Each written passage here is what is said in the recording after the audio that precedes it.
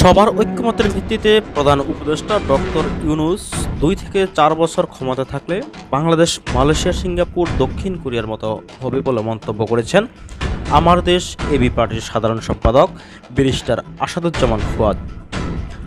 আজ বৃহস্পতিবার দুপুরে বরিশাল প্রেস ক্লাবে প্রিন্ট ও ইলেকট্রনিক্স মিডিয়ার সাংবাদিকদের সঙ্গে মতবিনিময়কালে তিনি এ মন্তব্য করেন। ব্যারিস্টার আসাদুজ্জামান ফুয়াদ বলেন, বাংলাদেশের ইতিহাসে এত বড় জনমত, জনসমর্থন নিয়ে কোনোদিন কেউ অভিভূত হননি। প্রেসিডেন্ট জিয়াউর রহমানের পরে সবচেয়ে সফল সরকার হবেন অধ্যাপক ডক্টর ইউনূস। তিনি আরও বলেন, সংস্কার, বিচার এবং নির্বাচন একটার সঙ্গে আরেকটা সংঘর্ষিত নয়, পুরোটা মিলে হলো অন্তর্বর্তী সরকার।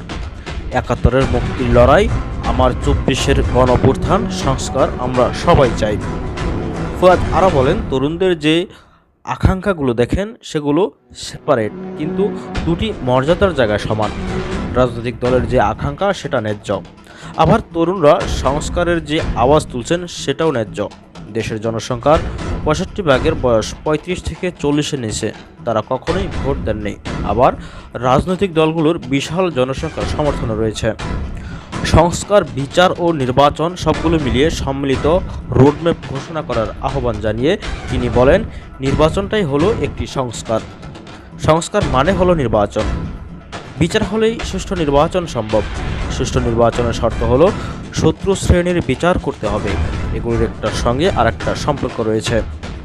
এবি পার্টির সাধারণ সম্পাদক মত বিনিময়ের শুরুতে বলেন, তিনি প্রায় ২৫ বছর পর নিজ এলাকা বরিশালের বাবুগঞ্জ উপজেলায় ঈদ উদযাপন করেছেন।